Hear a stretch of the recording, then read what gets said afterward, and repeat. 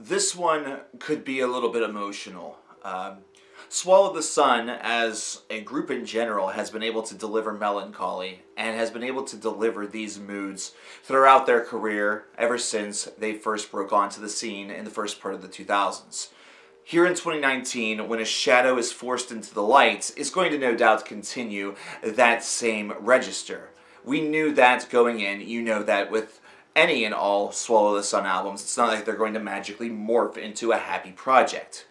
But this one certainly carries a lot more weight, no doubt because of some of the events that has surrounded the band in the 4 years since Songs from the North 1, 2, and 3. You might think that that 4-year stretch was simply maybe due to some sort of songwriting burnout, considering that was a triple album that was released in 2015 and was among the best albums of that year. It was a crazy idea that even I looked at and said, there is no way that that is going to work. They're a great band, but then can they really captivate for 3 full albums and really utilize 3 separate styles of music, very closely related, but still 3 different ideas, well enough in order to do exactly what is necessary to really feel like this isn't just overblown, overdrawn, and overabundant. Well, it was an overabundance of great music. It was a triumphant success, and as I said, one of the best albums of the year. But in 2016, for one of the members of Swallow the Sun, one of their main songwriters, Yua, absolute tragedy struck whenever his girlfriend, Alea, who had cancer, tragically passed away. She was exceptionally young, terrifically talented, a musician herself. She was the member of Trees of Eternity. If you remember the album Hour of the Nightingale that was released in 2016 that became such a beloved album, not only for myself within the review, but in the streams that we love. It's just a terrific disc. The loss was magnificent. And here we are in 2019, 3 years have passed, and you can definitely tell whenever you look at the lyricism and consider some of what you get with this album from Swallow the Sun, that her memory is still very close at heart. And in fact, you can tell considering track number 6, Clouds on Your Side, was co-written by Alea. So still, she has a presence within this band, and a presence within the man, the love that she has left on this planet. Trust me, not by choice. So this 8-track album is only 1 disc, so it's already 2 discs less than what they gave us the last time. So they're now able to focus and condense as opposed to need to write a whole hell of a lot. So what does this album give us? Does it deliver on an emotional level that is absolutely insane? I'll answer that question instantaneously. It certainly does. Lyrically speaking, you see a lot of words, almost poetry, that is all about leaving somebody behind. Either that or the feeling after that departure, that loss has come. And musically speaking, the mellow death and the mellow doom, especially that doom side, is once again amplified up to 11. Considering the beauty that's behind these riffs, the whole entire band, obviously, when come together to record this disc, certainly seemed to have memories hanging over them that were very, very good, but also kept them in a state of melancholy throughout the sessions, almost as though it was not just the type of music that they wanted to play, not just perhaps what they were feeling or how they were going to be able to reflect that, but now they had even more to go off of, and they had some guidance from a place that nobody can see. The very opening cut, when a shadow is forced into the light, the title track, is one that shows this power, and shows also one of the main tropes of Swallow the Sun's music. Something that's able to open up with a very sort of explosive sounding, main idea, one that has a lot of its heaviness rooted. If you're very familiar with some of the Elder My Dying Bride material, you may see a similar approach here and there, though this is one that is approached with a tremendous amount of melody, while still maintaining some of those deep guttural growls that feel a little bit more sinister on this disc, almost like from their earliest of days. I'm thinking and going all the way back to albums such as Hope whenever I hear some of these growls. And it is kind of one that feels like that emotion that they were feeling in the studio amplified the volume and amplified the need for these to be at their crisp and perhaps their darkest. And as a result, once you hear the more melodic vocals that are offered, it comes as this beautiful sort of changeover, this beautiful other side, like a Jekyll and Hyde. But as a result, though, of this music that flows in the background that does embrace desolation, but does also have a very beautiful register to it, it sounds like it should be absolutely confusing.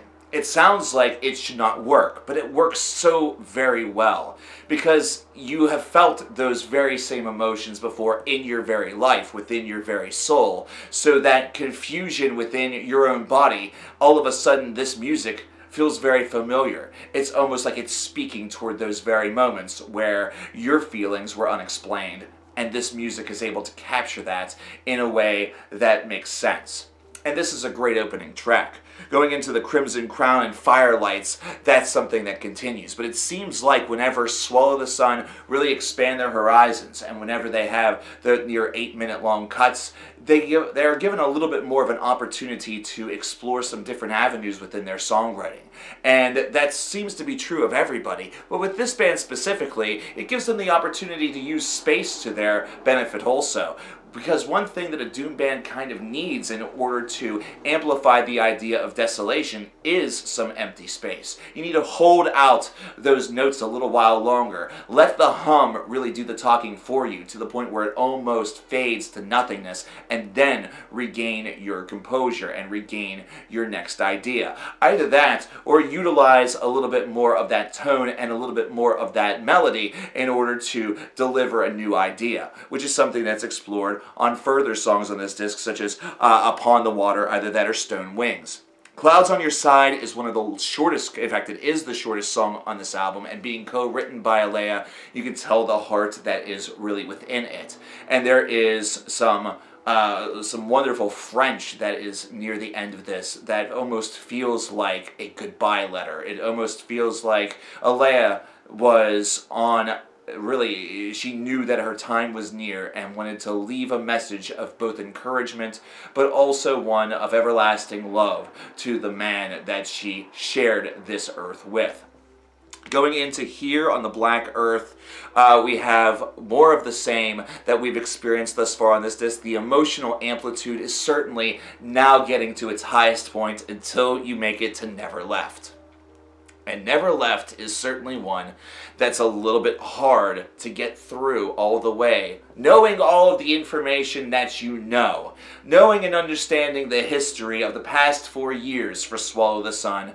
And the loss that was certainly felt universally throughout the band, but greatest of all by one of their principal songwriters. It is seen within the music itself, it is heard within the lyricism, and it's it would be one thing if the words are written down and the vocal representation didn't feel like it had that same sort of motive of loss or that same sort of heartbreak within its soul. But this does. And this one is just powerful in ways that cannot be even stated. There is a certain melancholy that you can find within doom metal, and it's one that may come from an idea of truthfulness, but some may just be telling stories. This one has a genuinity to a brand new level, considering the lyricism itself is speaking about how heartbreak and all of these different emotions occur after somebody leaves or departs due to death. But yet at the same time, they have never left. They have never departed because they are still with you. There's a lot of talk on here within some lyricism about ghosts or ghost ships, which again can be a bit of a metaphor that draws toward that person that still remains. Either that or crossing over and being a part of the ghost ship that is trying to find the island, which is the familiar, the home, trying to find the person who has departed. Looking into this album with a deep, deep spyglass, you can tell just how much this affected the band as a whole, and just how much it encouraged a lot of reflection. Whenever you consider some of the singles that came prior to this album, that were more standalone rather than being part, this is something that shows this band has gone through a lot, where perhaps we would have seen material sooner than this, or perhaps we would have heard material different than this, but this situation, this tragedy, the immense scope of it, quite literally shaped what this album became. And as a result, it's a darn good one. This is a 26 out of 30. So far, it's the album of the year. Its emotional depth is magnified by both lyricism and musical construction. Where at times it may feel like you're getting more of the same from each track, you're actually getting a little bit deeper into the hearts and the minds of the membership that is actually performing them. And as a result, that music is delivered with not only a complete honesty, but also just literally, instead of being played, it's being bled out, almost as though the very performances is taking all of the life force from those who are performing it. And as a result, this is an album that feels so much bigger than it actually may sound to the layman. And as a result, what I would recommend each of you to do, those of you who are familiar with Swallow the Sun and Trees of Eternity, these players that I have mentioned, you need not really do much more exploration. But for those who do not know the music of Swallow the Sun very well, those of you who may not have checked out Trees of Eternity and don't know who Alea is, definitely do that exploration. Definitely hear those albums and understand the voice and the talent and the closeness. Reconsider this from the idea of whether or not a loved one that you hold dear suddenly one day was no longer with you. Give this one a little bit more of that sort of added bonus behind it, because it is an album that has a lot of rewards to it. Does this album supersede Songs from the North? Is this even the best Swallow the Sun record?